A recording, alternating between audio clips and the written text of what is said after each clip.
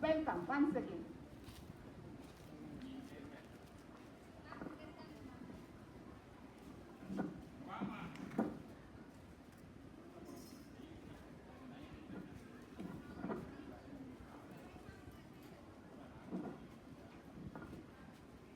माननीय सभासदों, माननीय अध्यक्ष जी,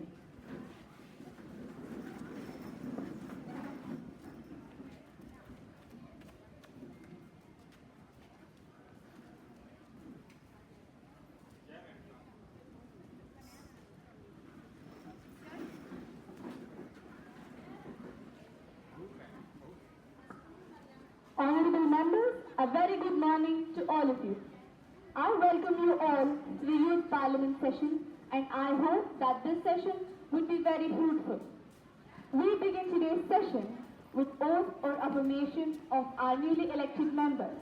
Secretary General, please. Kumarika Anusha, who stands elected from the Barasat constituency of West Bengal, will now take the oath or affirmation. Kumarika Anusha, please.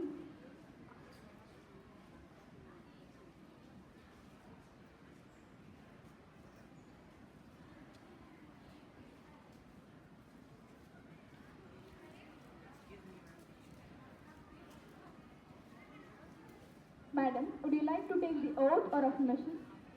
Oath, please. Madam, in which language do you want to take the oath? In Hindi, please.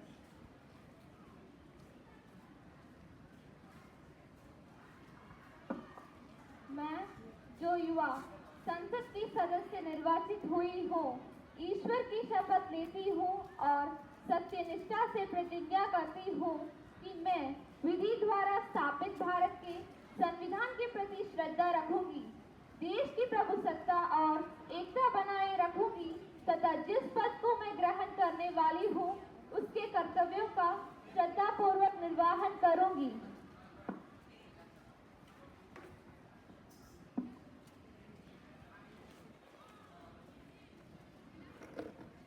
We are confident that your contribution would be very fruitful to both the House and the country.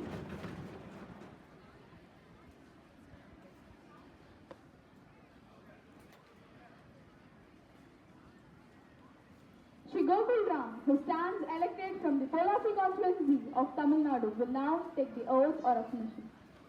Shri Gokul Ram, please.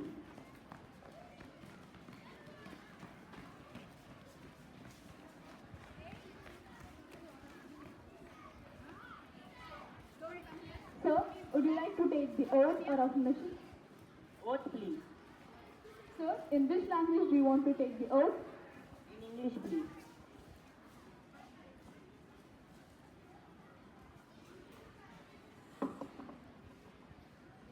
I, Gokul Ram, having been elected a member of the lower house of the Youth Parliament, do swear in the name of God that I will bear true faith and allegiance to the Constitution of India as by law established, that I will uphold sovereignty and integrity of India, and I will faithfully discharge the duty upon which I am about to enter.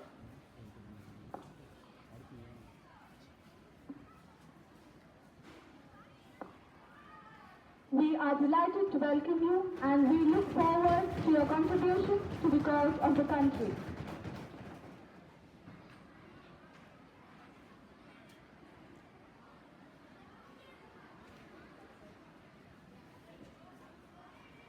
Honorable members, after a long break, we meet today. It is my duty to inform the House the sad demise of our former colleague Sri Ramesh Sharma. He passed away at the age of 72 battling cancer on May 13 of 2024. He served as a Deputy Chief Minister in one state of India for 11 years. He was a veteran politician with over 3 decades of experience. He held various positions being an MLA, MLC, a member of Lok Sabha and a Rajya Sabha MP. He served as the Deputy Chief Minister twice from 2005 to 2013 and from 2017 to 2020. I extend my deep condolences to his family. मैं श्री रमेश शर्मा जी को अपनी भावभीनी श्रद्धांजलि अर्पित करता हूँ, जिनके निधन से सभी लोग शोकाकुल हैं। उनका सौम्य स्वभाव, कुशल प्रशासक के रूप में योगदान तथा सार्वजनिक जीवन में सत्यनिष्ठा उनके व्यक्तित्व व कृतित्व में प्रतिबिंबित होती है। उप मुख्यमंत्री, सांसद तथा राज्य विधानमंडल के दोनों सदनों के सदस्य के रूप में उन्होंने अपने उच्च आदर्शों को कायम रखा। लोकतांत्रिक भारत के उत्थान और सफलता में उनकी अमूल्य भूमिका रही है। उन्होंने आपातकाल का पुरजोर विरोध किया तथा छात्र राजनीति से अपनी अलग पहचान बनाई। वे बहुत ही मेहनती व मिलनसार विधेयक के रूप में जाने जाते थे। राजनीति से जुड़े मुद्दों की उन्हें गहरी समझ थी।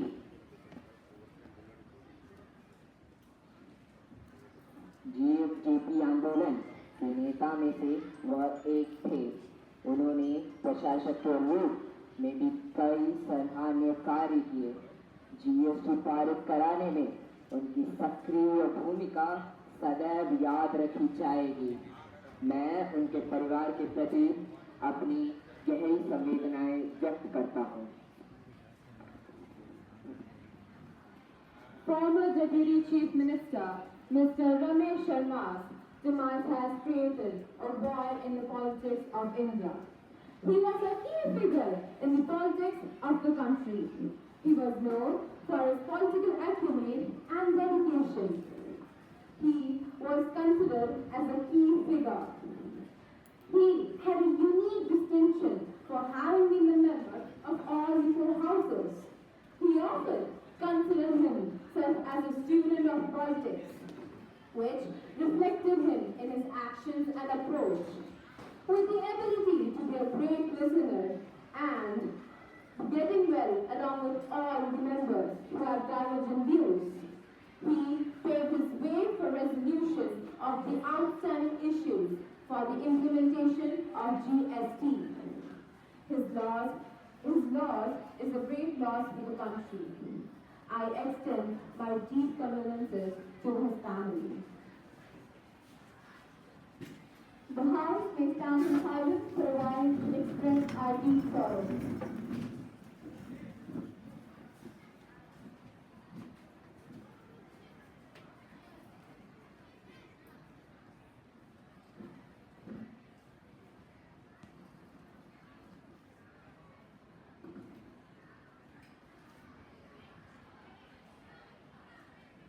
Secretary General may convey the message of condolences to the bereaved family. Yes, Madam.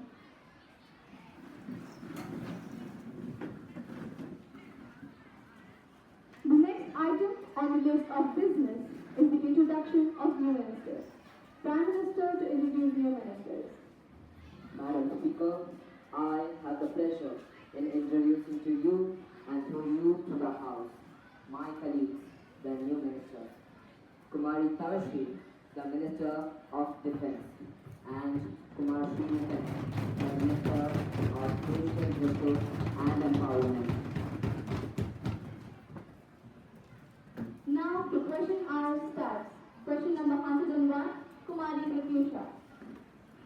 Respected Speaker Madam, will the Minister of Education be pleased to state the significant achievement made after the announcement of NEP 2020 in school education for the past 4 years?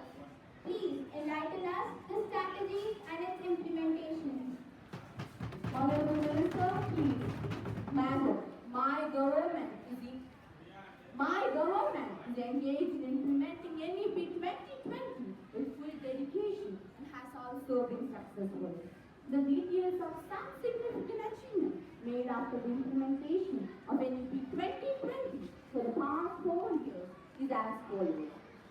Our government launched PM3, Pradhan Mantri Schools for Raising India for the upgradation of schools. It aims to create and nurture holistic and well-rounded individuals equipped with key 21st century skills. Nippon Bharat for proficiency in reading with understanding and proficiency proficiency numeracy. PM eVidya to unify all the efforts related to online education.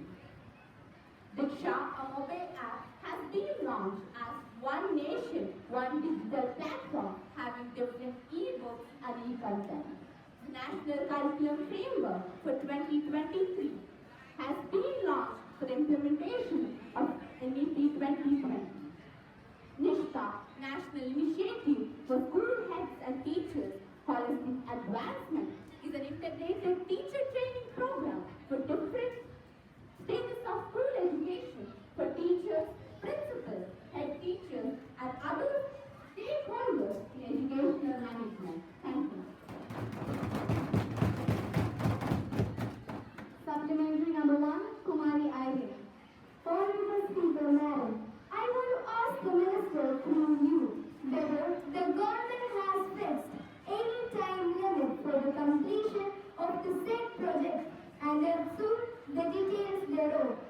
I would also like to know what is the status of the textbooks for classes 6 to 9 as per the new curriculum. Honorable Minister, please. Madam, the NEP 2020 is the first educational policy of 21st century. As the policy is made for next 20 years, the implementation of the policy is being carried out in a phased manner. Recently, the NCERT has launched new textbooks of Class 6 aligned with the updated syllabus and new curriculum 2023. Thank you, ma'am. Question number 91, Kumari Harshvardhan. Will the Ministry of Home Affairs please to state whether the government is willing to bring a more stringent law over brutality against women, whether there is any intention to place any punitive actions on the state that has high crimes against women? If so, the details thereof, and if not, the reasons thereof. Honorable Minister, please. There are the three new criminal laws: Bharatiya Nyaya Samhita, Bharatiya Nagrik Suraksha Samhita, Bharatiya Shiksha Samhita, in which there is a provision of death penalty in case of crimes with girls below 18 years of age and life imprisonment up to 20 years in some cases. Now, coming to the second question about the action on the state, police and public order and state subjects under the 7th schedule of the Constitution of India. State governments are competent to deal with such offences under the Russian provision of laws. Ministry of Home Affairs has issued advisories from time to time with a view to help the states or union territories to deal with crimes against women.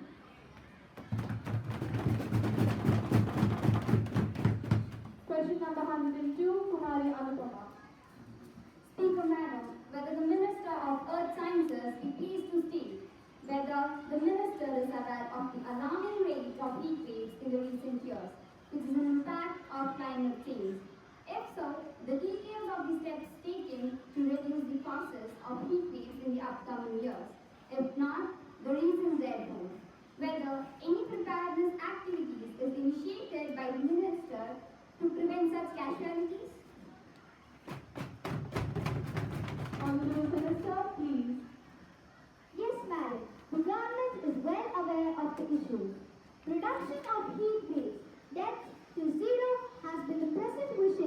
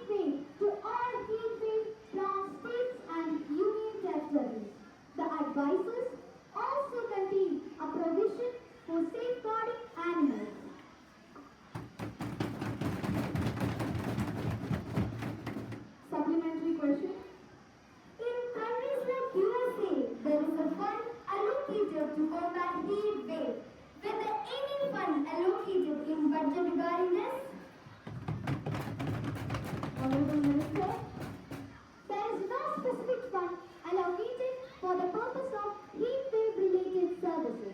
However, under the Central Sector Scheme, Atmosphere and Climate Research Modeling Observing System and Services, the expenditure towards IMD for 2023 is 26.71 crores.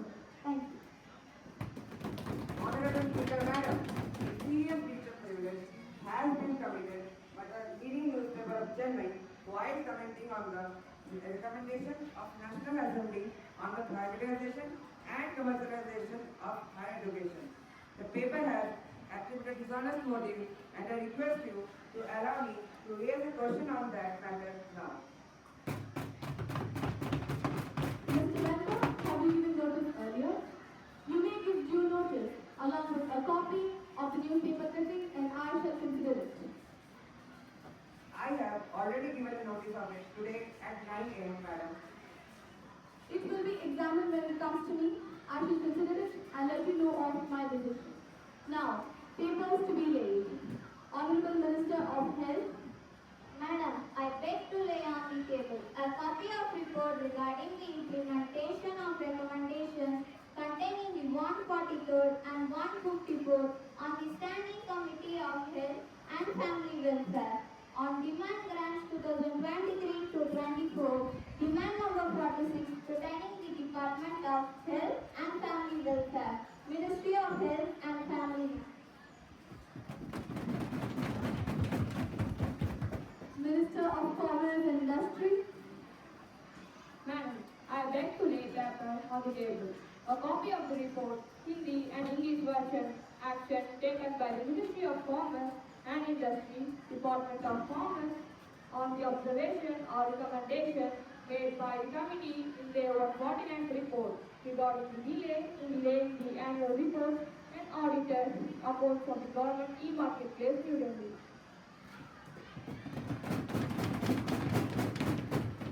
The next item on the list of business is the message from the upper chamber. Secretary General to report the message from the upper chamber of Youth Parliament. Madam, I have to report the following message received from the Secretary of Upper Chamber